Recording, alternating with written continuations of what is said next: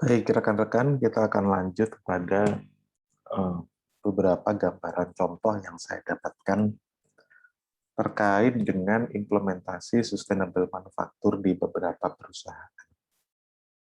Contoh pertama saya ambilkan dari Fuji Xerox, dari laporan sustainable reporting. Saya bisa membaca beberapa hal. Yang pertama adalah Fuji Xerox mulai menerapkan zero waste program di dalam proses produksinya. Kemudian ada modular design approach. Ya. Jadi di dalam desain produk, mereka memiliki pendekatan modular. Modular ini artinya pengembangan part-nya itu disesuaikan dengan kebutuhan dari produk itu, artinya bisa jadi satu part itu bisa digunakan di banyak produk dengan tipe yang berbeda. Nah, ini juga menentukan bagaimana produk itu di-assembly, bagaimana produk itu di-disassembly. Jadi artinya yang membedakan satu produk dengan produk lainnya itu hanya di modul-modul yang pada akhirnya di-assembly pada produk tersebut. Kemudian Fuji Xerox sudah menerapkan reuse, remanufacturing, and recycling strategies. Jadi mereka sudah sangat baik di dalam berkomunikasi dengan konsumen mereka, dan mereka juga mempunyai metode atau cara untuk menarik kembali produk-produk yang sudah terjual ke konsumen, ya, menarik kembali produknya untuk kemudian dari produk yang sudah habis masa pakainya, mereka masih bisa memanfaatkan part-part yang ada dalam produk tersebut. Kemudian mereka, salah satu cara untuk mengambil kembali produk yang ada di konsumen, mereka membuat bisnis model baru, yakni persewaan, ya, dibanding dengan beli putus. Ya, jadi mereka mengembangkan model bisnis, jadi supaya produk itu masih ada dalam tanggung jawab mereka, mereka lebih prefer akhir-akhir ini untuk menyewakan dibanding untuk menjual seperti produk lainnya pada umumnya.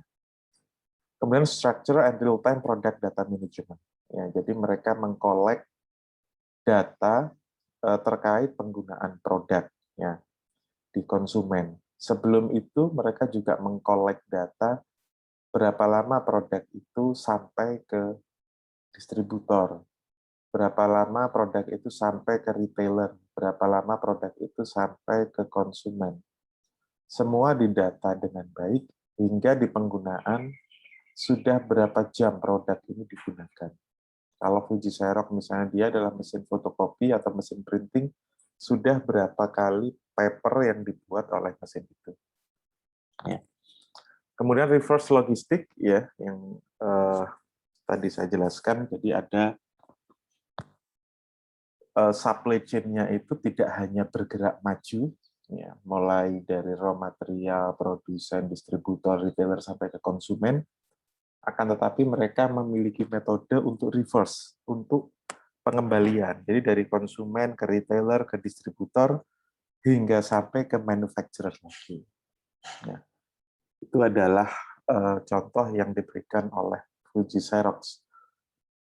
Nah, kemudian produk IKEA. Produk IKEA salah satu produsen, ya, produk-produk yang berkaitan dengan home, ya, dengan rumah, aksesoris, perabot rumah. Ya. Mereka making assembly it yourself furniture. Ya, jadi hampir semua produk IKEA, kebetulan saya juga pernah membelinya, itu assemble it yourself. Jadi semua bisa dirangkai oleh konsumen. That lower supply chain cost by dramatically reducing environment impact and financial cost of product distribution. Dengan seperti itu, ya, produk IKEA itu dapat dipackage, dapat dibungkus dengan sangat kompak sekali, produk yang awalnya besar seperti itu ya, seperti lemari, ya, itu bisa dikompres pengetakannya menjadi jauh lebih kecil. Mungkin hanya 20% daripada ukuran aslinya. Nah, ini berakibat, Anda bayangkan kalau misalnya Anda mendistribusikan produk dalam bentuk lemari utuh besar gitu.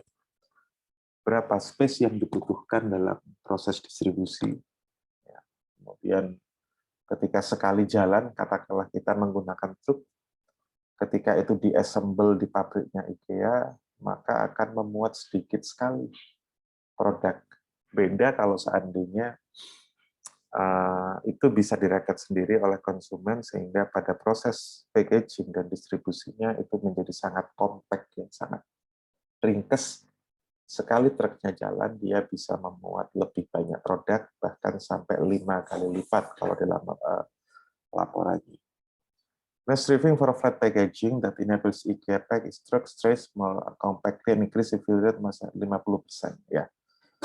Ya, jadi artinya perhitungannya itu adalah bagaimana kita membuat packaging, ya, yang itu bisa mengoptimalkan proses distribusi barang, dan pada akhirnya itu akan mengurangi fuel consumption untuk sekali jalan. Ya, karena produk itu semakin compact, ya, ternyata setelah diteliti, ketika sedikit ada ruang kosong di dalam truk yang menghantarkan, dia bisa mengurangi jumlah fuel consumption-nya, ya, sampai 15%. Kemudian redesigning its product, ya, jadi berbasis distribusi, ya. Jadi bagaimana caranya IKEA ini membuat produk untuk mengoptimalkan proses distribusi.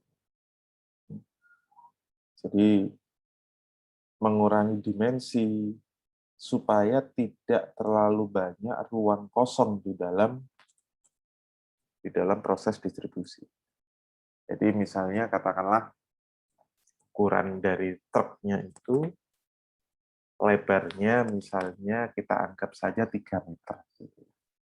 Nah, berarti bagaimana IKEA ini mendesain produknya supaya 3 meter itu space itu terisi dengan penuh. Tidak ada ruang kosong karena ukuran produk yang mungkin tidak sesuai dengan proses distribusinya. Nah, ini saya ambil dari buku The Total Beauty Sustainable Product by Edwin Daszewski. Ya. Jadi ada beberapa contoh produk yang itu dikembangkan oleh beberapa perusahaan dengan mengadopsi prinsip-prinsip sustainability. Yang pertama adalah biocomposite desk. Ya. Jadi kita lihat foto-foto produknya, ya, itu terlihat sangat sophisticated. Ya. Padahal ketika kita lihat lebih dalam, ia terbuat dari recycled paper product. Jadi terbuat dari bahan yang didapatkan dari recycle kertas.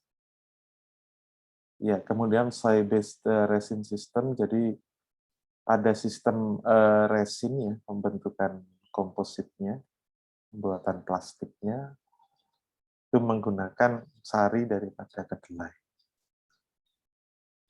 Kemudian ya digabung dengan pekerjaan kayu, gitu ya.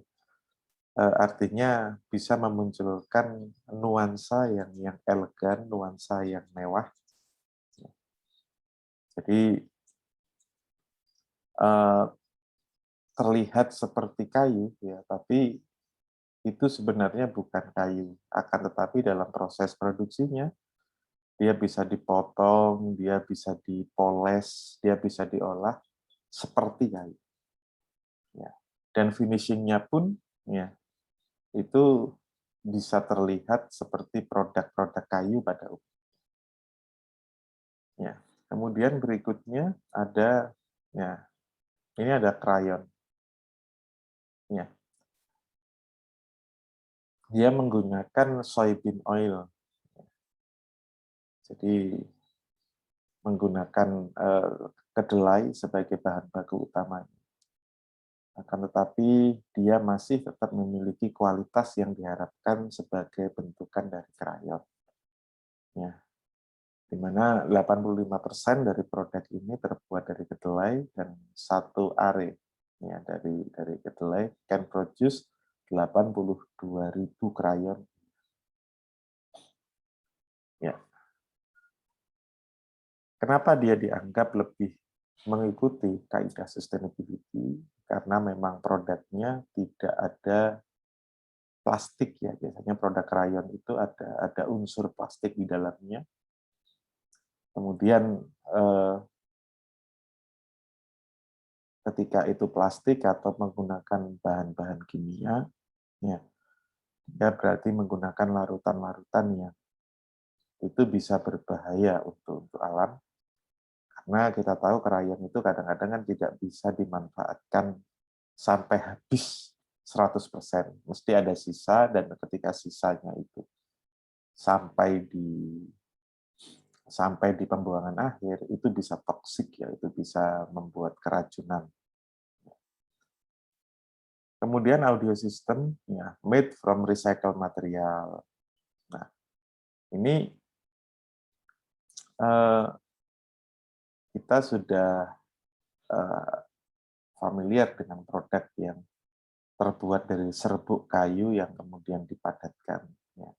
Kita sudah sering melihat meja, kursi yang kita pakai sehari-hari itu terbuat dari serbuk kayu yang kemudian itu dipadatkan. Kemudian keunggulan dari produk ini, no adhesive are used. Jadi tidak ada pengeleman, tidak ada operasi untuk merangkai, untuk assembly, ya, sehingga itu dalam proses manufacture-nya itu menjadi lebih ringkas, menjadi lebih cepat, gitu. Dan itu mengakibatkan emisi yang dihasilkan dari produk ini juga akan semakin sedikit. Ya, meskipun demikian, produk ini tetap berkualitas. Ya. Jadi, got a good score from German magazine Audio for Good Sound. Jadi, secara kualitas yang diharapkan dari speaker seperti ini, bagaimana kualitas suaranya. Ya. Ternyata dia menghasilkan suara yang tetap bagus, meskipun menggunakan material dari hasil recycle. Kemudian comes in cleverly folded cardboard boxes with no need for polystyrene foam. Ya. Jadi dari proses packagingnya, audio system ini dari Sony ini, dia menggunakan ini cardboard ya. Jadi semacam kardus yang itu dimodifikasi sedemikian hingga dia tidak butuh busa. Ya, pada umumnya di kemasan produk elektronik apapun yang kita punya, ya, itu ada unsur busa di dalamnya, ada unsur styrofoam, ya, ada plastik yang itu untuk menahan supaya produk itu ketika didistribusikan lebih tahan daripada benturan. Ya, akan tetapi produk ini sudah dirancang packaging-nya bahkan sampai ke proses distribusinya, ya, bagaimana dia tidak membutuhkan polystyrene foam lagi, dengan cukup menggunakan cardboard biasa. Ya, kemudian e-cover plastik. Ya. Jadi dia mengolah ya kulit ari dari kentang itu menjadi bioplastik. Apa bioplastik ini? Adalah plastik yang nantinya bisa diurai lagi oleh alam. Ya. Jadi produk seperti ini sekarang sudah mulai banyak di Indonesia, banyak yang memproduksi seperti ini. Nanti kalian bisa eksplor lagi beberapa produk yang sustainable. Baik, waterless urinal. Jadi ada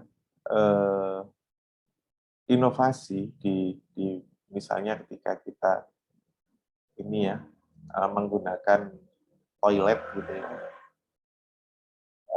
untuk urin ya untuk buang air kecil. Di situ isunya adalah jumlah air yang digunakan dalam proses flushing, ya, dalam proses penyiraman. Nah, di sini ada beberapa inovasi yang mereduksi jumlah air yang digunakan dalam proses flushing. Ya, jadi menggunakan sistem penyaringan dan segala macamnya, ya,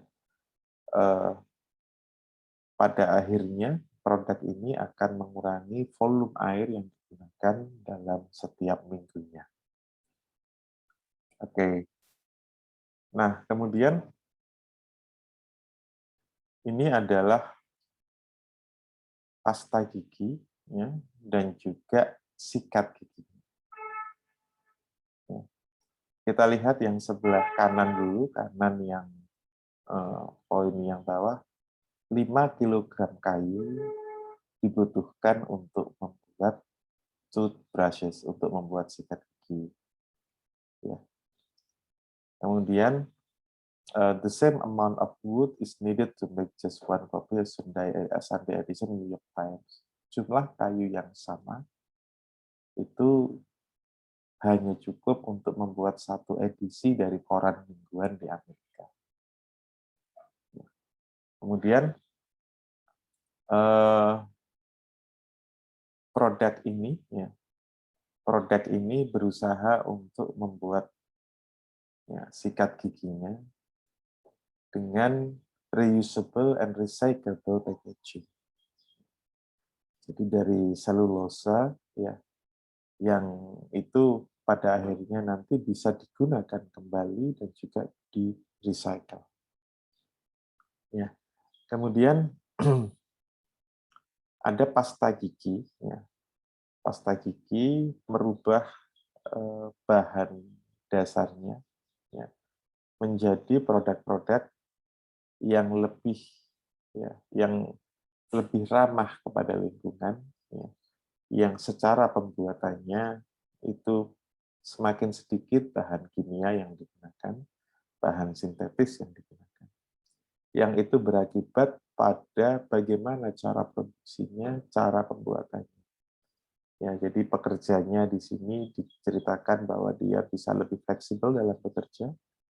Ya, mereka ketika datang ke pabrik mereka menggunakan sepeda, gitu ya. Kemudian mereka juga mempunyai potensi pendapatan tambahan, ya. Potensi pendapatan tambahan ketika mereka mempunyai jarak, gitu ya, mempunyai artinya pekerjaannya itu bisa diukur berdasarkan apa yang mereka lakukan di perusahaan seperti itu. Jadi secara sistem kerja yang ingin disampaikan di sini adalah itu menjadi sangat-sangat ramah terhadap lingkungan, ya. Kemudian itu juga berakibat pada tingkat kepuasan atau tingkat ini. Jadi ketika kita ada di sebuah perusahaan, bagaimana sebenarnya karyawan di perusahaan itu bisa menikmati pekerjaannya. Nah, itu juga bagian daripada pembahasan sustainability. Nah, ini adalah sikat gigi yang menjadi produk inovasi, ya. Di mana ketika kita membeli sikat gigi, salah satu alasan yang membuat kita mengganti sikat gigi adalah sudah rusak ujungnya, ya ujung sikatnya. Akan tetapi untuk bagian plastiknya itu sendiri, itu kan sebenarnya mereka tidak mungkin rusak, gitu, karena dia terbuat dari plastik dan kemudian dia juga jarang sekali rusak atau patah gitu, dengan Akan tetapi yang biasanya memang harus diganti adalah ujung sikatnya, yakni berupa apa namanya, ya ya sikat itu sendiri ya. Maka ada produk inovasi bagaimana kalau seandainya kita membuat sikat yang itu gagangnya ya, menggunakan jari kita. Dan yang dijual itu ya berarti hanya ujung dari sikat. Nah, dengan produk inovasi seperti ini berakibat banyak sekali. Yang pertama, dia tidak butuh packaging yang eksklusif ya, seperti yang kalau kita beli sikat gigi gitu ya. Kadang-kadang kan hanya isinya ada satu, di situ ada plastiknya lagi itu packaging, ada kertasnya. Kita bisa membayangkan proses manufakturnya seperti apa. Nah, akan tetapi ketika produk seperti ini, ya, ketika produk seperti ini berarti memang dia tidak butuh desain packaging yang eksklusif, dia bisa dijual curah gitu ya. Jadi satu package gitu bisa memuat banyak produk seperti itu. Baik. Tadi sudah sempat saya jelaskan bahwa isu sustainability itu ketika kita berbicara dalam konteks manufaktur bisa diterapkan di banyak proses dalam perusahaan.